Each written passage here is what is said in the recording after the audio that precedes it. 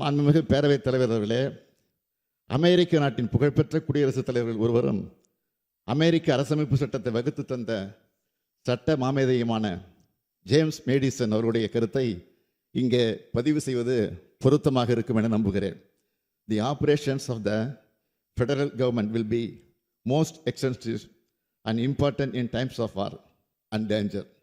Those of the state governments in times of peace and security. நாட்டின் இறையாண்மை மற்றும் ஒற்றுமையை பேணி பாதுகாப்பது ஒன்றிய அரசினுடைய முதற் கடமை.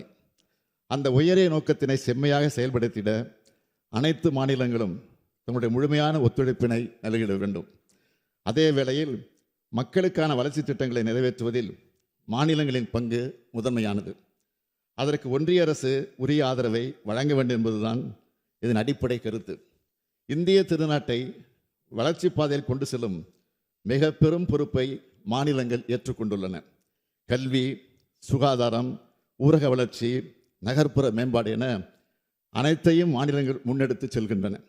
ஆனால் அவற்றையெல்லாம் நிறைவேற்றிட தேவையான அதிகாரங்கள் மாநிலங்களிடமிருந்து பறிக்கப்பட்டு ஒன்றிய அரசிடம் குவிக்கப்பட்டு வருகின்றன.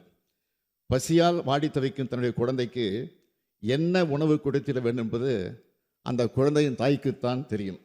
ஆனால் அந்த குழந்தை உண்ணும் உணவை, கற்கும் கல்வியை, கடந்து செல்லும் பாதையினை டெல்லியிலிருந்து யாரோ ஒருவர் தீர்மானித்தால் கருணையை உருவான தாய்மையும் பொங்கி எழத்தானே செய்யும்.